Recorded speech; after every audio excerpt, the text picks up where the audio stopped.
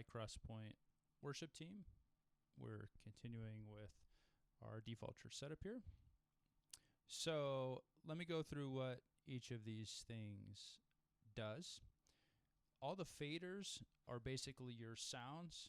These ones that are permanently labeled are the ones that are just common. We use commonly in lots of different songs and that kind of thing. These right now that are blank, that on the physical keyboard are color-coded. So the first one just has a blue square, orange, yellow. Those are going to be for sounds that are specific to particular songs. We'll come back to that more in the future, I'm sure. So we have each of these different sounds. Below these buttons, we have things we can do to change those sounds. So obviously this button changes the piano, what the piano does. All these that are blank currently do nothing. You can push them to your heart's content. Don't do anything. And of course this one changes the big pad. This one changes synth, etc. The knobs are currently all effects. So shimmer, which we'll get into, is the only thing on here right now. You can add shimmer to the piano, to the pads, to the drone, if that's not already obvious. Below that, we have the buttons. So previous and next patch change the patches, or should. There you go. Note to self, fix the next patch button. But anyway, that changes your patches. This panic button, which on the physical keyboard is the red record button, it's the round one. I picked that one just because it's red and it stands out from the rest of them. What that is going to do, it is going to just immediately shut off any signal that may be going out. So basically, if something strange and horrific starts happening, you can hit panic and all the sound's going to immediately stop, and then you can kind of figure out what's going wrong from there. Okay? Right here, it just tells you which patch that you're on. You can change the patches by pushing the buttons on the keyboard, which, like I said, I promise you, this one will work next time you see it. You can click on the screen. You can push up and down on the keyboard of the laptop itself.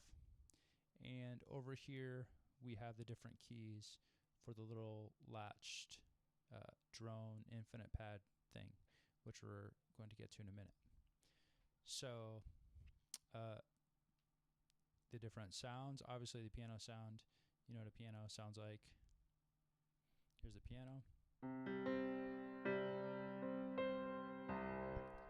And I don't think I mentioned earlier, all of these sliders are set so that the very top of the fader isn't the maximum volume that the computer is capable of putting out. It's basically just full. So if you want the piano just all the way on, you're going to turn the slider all the way up. You don't need to figure out where in the middle you need to stop to give a right amount. Just turn all the way up. That's the piano. The only reason you'd have to have a fader not all the way up or all the way down is if you're trying to balance the sounds relative to each other. So if you want mostly piano and only a little bit of pad, then maybe you're going to, do this halfway or something. But if you want to just pad, then you don't have to worry about finding the halfway. You just turn it all the way up. All right? So, piano sound. Below that is the octave.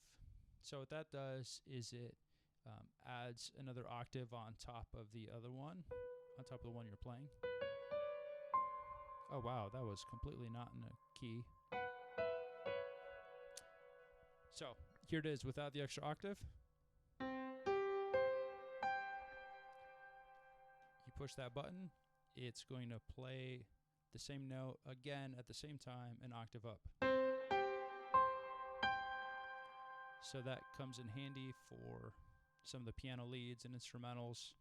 I wish I could remember one off the top of my head to demonstrate, but I can't think of one at the moment. But that's what that does. Over here we have the low pad, which is just meant to do just that. low. The other thing about it is that it is set up to only play at the bottom here. And down here you can see the notes that I'm playing.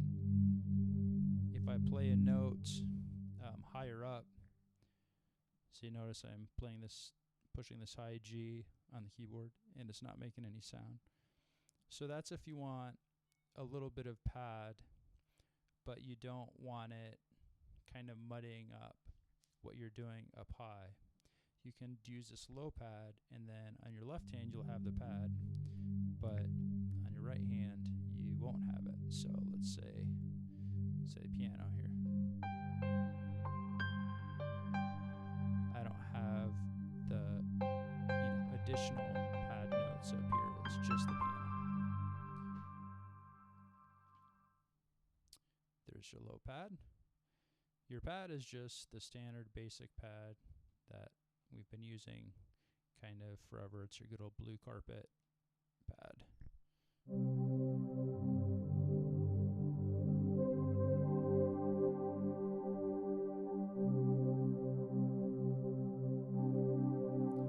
And a lot of these pads start sounding just kind of awkward when you get up really high.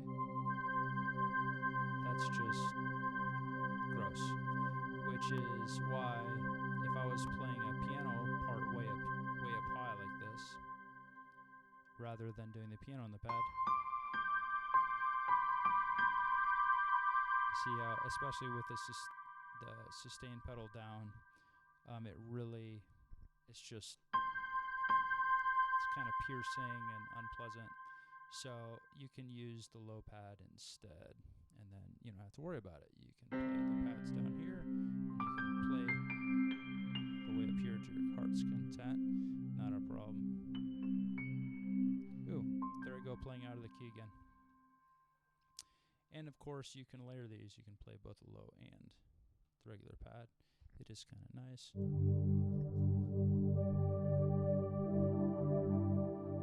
The regular pad, in particular, the nice thing about the blue carpet pad is if you use the mod wheel, you see this little wheel that I'm moving, which corresponds to the little wheel to the left of the keyboard there, not the pitch bend, that's awkward, but just the wheel that it doesn't return to the middle. You can turn it up or down.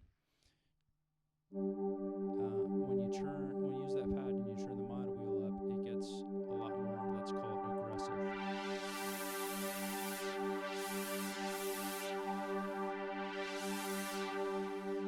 So that's nice for some of our more kind of electronic-ish songs.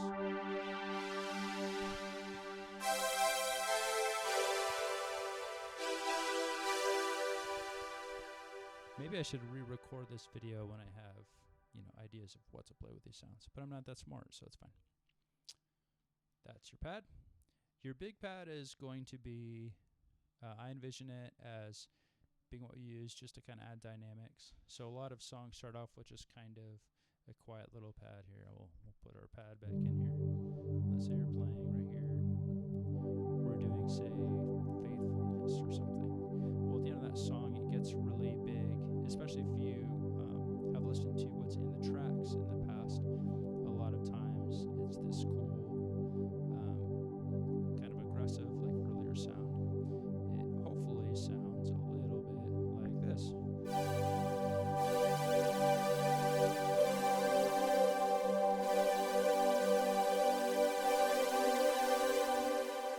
So that's the big pad.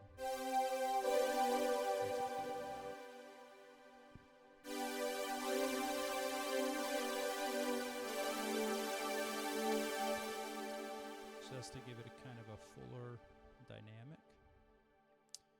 And it has a button under here.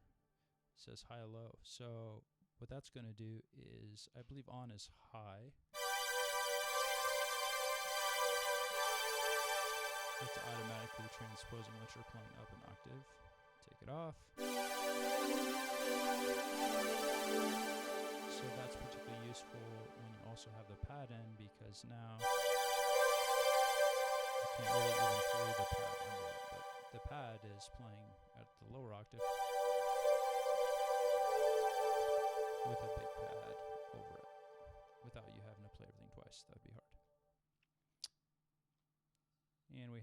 our synth lead.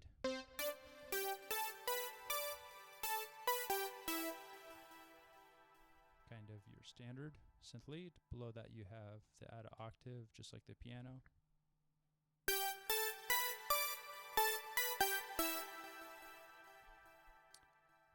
Yeah, standard synth lead. So if you're doing that with pads, you're probably going to want to do it with the low pad so that it's not killing your what you're doing over up here.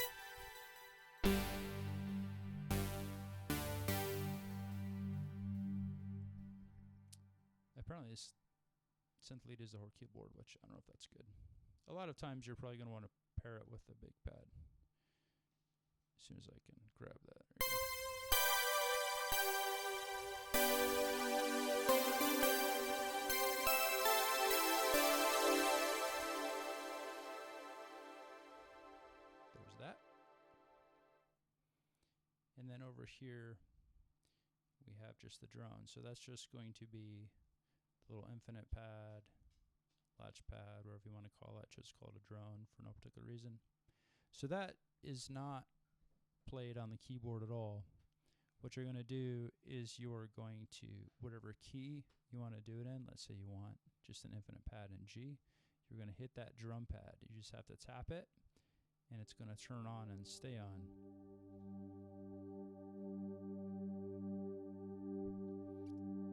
And again, that fader is set, so generally you just want it all the way up. It is set. It's kind of automatically set so that your pad, the pad that you're actually playing, if you also turn all the way up, it's going to be a little bit louder than the drone. So the drone is already kind of by default set to be a little more in the background.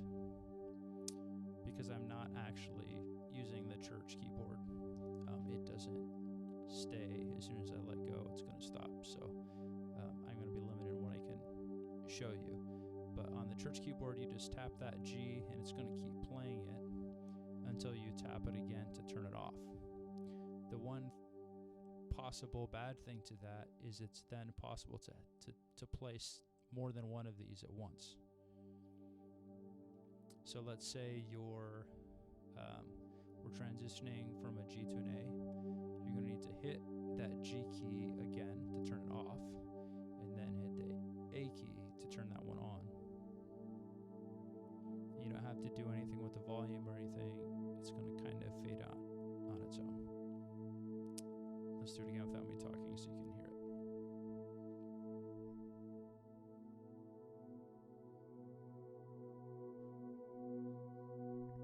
See, there's a little bit of a crossfade.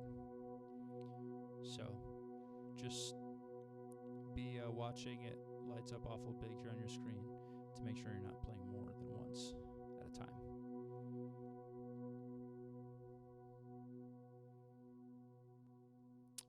Let's stop there, and we'll do the effects and the patch specific things in a second.